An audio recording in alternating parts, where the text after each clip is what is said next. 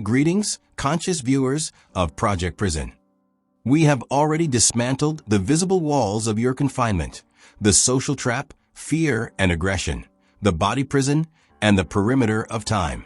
But today we go further. Tell me honestly, have you ever had the feeling that you have seen this before? Déjà vu, a moment when reality seems to glitch and you know exactly what will happen next? Or the feeling that you were born already tired?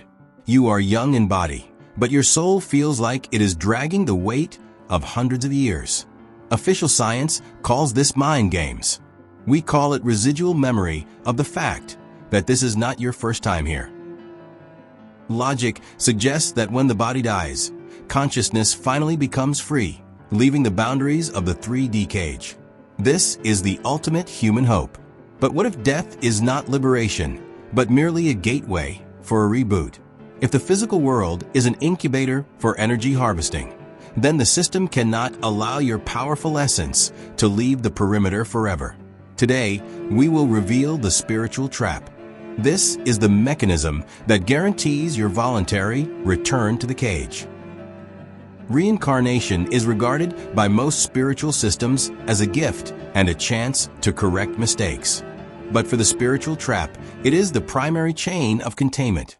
The system does not destroy your consciousness because it cannot destroy eternal energy. Instead, it forces it to constantly return to the playing field. Imagine you entered a casino. You lost, and security won't let you leave until you work off the debt. You work, you suffer, you try to fix everything. But the secret of this casino is that it is impossible to win it back. The establishment owners constantly throw new temptations and new credits at you. You are graciously given a chance to win it back, but at the exit, you end up with an even bigger debt. Your gambling urge demands you raise the stakes, and every time you lose. Karma is not a law of justice. It is the perfect financial instrument of control. It operates like an infinite line of credit. You are born with a debt that must be worked off through suffering. Every time you experience emotional pain, aggression, fear, or even euphoria, you pay interest with your pure energy. This karmic credit guarantees that you can never fully annul your presence here. You will always feel unfinished business or a fated connection. The greatest irony, the system does not just encourage belief in karma, it actively creates closed loops of suffering for you. Look at your life. The system drives you into repetitive psychological traps, fear of intimacy, painful betrayals, toxic addiction, or the endless game of the victim, rescuer, tyrant triangle. Do you think these are your lessons that need to be learned? No. This is program code. By forcing you to believe that this suffering is necessary for spiritual growth, the system achieves its main goal. It makes you your own warden. Therefore, if you want to exit, you must stop seeing reincarnation as a gift and start seeing it as a scheme. The system's main problem is memory. If you remembered the horror of the previous cycle and your true power, you would refuse to play. Therefore, the veil of forgetfulness exists. This is a disk formatting procedure before a new birth. You receive a clean computer and believe that history has just begun.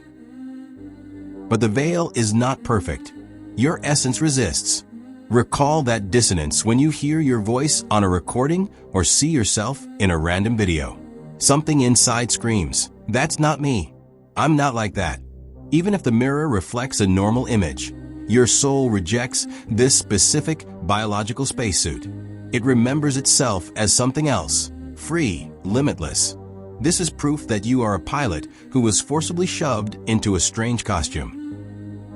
Besides memory wiping, the veil uses the mechanism of temptation and pressure. In the space between lives, when you are temporarily free, you are first shown an illusion of paradise or a great mission. You are promised a better destiny in the next life.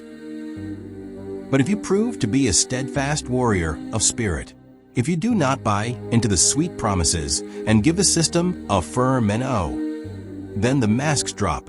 The system turns off the loving God mode and turns on the ruthless prosecutor mode.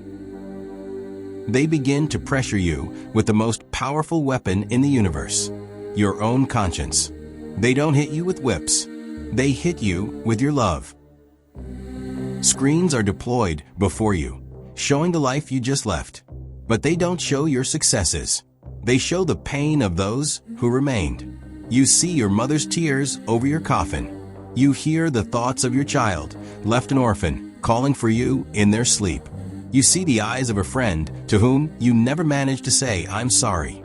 They tell you, "Look, you did this. You abandoned them. You ran away. How can you go into eternity when they are suffering because of you?" This is professional, cosmic, emotional blackmail. They highlight every unclosed gestalt of yours, every unspoken phrase, every unfulfilled promise. Every mistake turns into a burden weighing a ton, dragging you down. They whisper, "You have no right to freedom. You are a debtor. You are a traitor. You left a mess here. You are obligated to return and fix everything. You must comfort, love, finish speaking." They break you through a sense of hyper-responsibility. They convince you that severing ties with Earth is not an act of liberation, but an act of selfishness and betrayal. They force you to believe that the only way to atone for this imaginary guilt is to sign the contract one more time. And under this unbearable pressure, choking with regret, your soul breaks. It voluntarily extends its hands to the shackles. It says, "I agree. Return me. I will fix everything."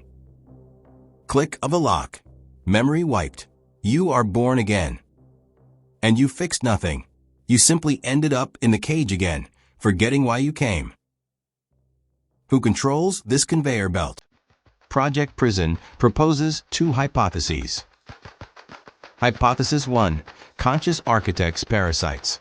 We are used to considering ourselves the pinnacle of evolution. But the truth is much more cynical. In the cosmic food chain, we are not the fishermen. We are the bait. There are entities living in the folds of dimensions, Archons or Wardens. They cannot generate their own light, so they are forced to steal it from us. For them, humanity is not a civilization. It is a giant dairy farm. Only they don't milk milk. They milk Loosh GABA, the concentrated essence of pain, fear, and suffering. Wars, genocides, broken hearts, and nightmares are an exquisite banquet of elite dishes for them. And the moment of death is the final stage of this robbery. The famous light at the end of the tunnel. Forget religious fairy tales. Imagine a deep-sea anglerfish. In the absolute darkness of the ocean, it lights a small, warm, attractive lure right in front of its nose. The little fish swims toward this light, thinking it is salvation, and ends up in the jaws. The light, after death, works the same way. It is a technological trap. It is a holographic imitation of home and unconditional love. You are lured by warmth, shown phantoms of deceased relatives. You fly toward this light like a moth to an electric lamp. But it is not God reaching out a hand to you. It is an operator pressing the recycle button. You are lured into a trap, your memory is wiped, and you are sent back to the conveyor belt, into a new body. This is not paradise. This is a soul processing plant. Hypothesis 2. The cold cosmic algorithm. There are no evil demons here. There is only physics. Consciousness that has not reached a high frequency, complete dispassion, is simply heavy. It lacks the fuel to escape Earth's gravity. You fall back into a body like a stone falls to the ground. The reboot mechanism triggers automatically because you yourself want to return.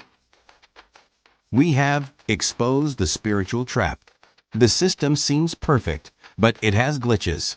These are our clues. 1. The 4004 BC glitch, the time paradox. Archaeology contradicts official chronology. These are undelete files from a previous version of the Matrix. 2. Pyramids and chess. Technologies we cannot replicate, and games that teach us to think within limits. 3. The geographic lag. The staged launch of civilizations on continents proves the server is artificial. How to exit the game.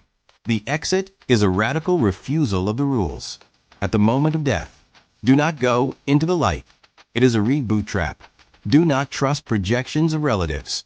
They are illusions. Annul your debt. Say firmly, I owe nothing to anyone. The contract is terminated. Instead of the bright light, seek the calm, velvet darkness, the void. This is the space of true freedom, the space outside the perimeter, where there are no emotions, no debt, and no desire to return. This is the choice of the highest level of awareness. Hack the code. Discard your 3D identity. Refuse the credit of karma. Only then will your infinite consciousness find true freedom. And do not forget, yourself is eternal. This was the most complex analysis of the internal control mechanisms of Project Prison. In the next episode, episode 6, we will prove that the prison is not just space. It is your own flesh. We will reveal the secret of your DNA. We will talk about genetic slavery, how your own body forces you to want what benefits the system. For now, we ask you to support our project with likes, and do not forget to share your own thoughts on this topic. Don't be shy to ask questions. We are interested to know what touched a raw nerve for you. It is worth the attention. See you in reality.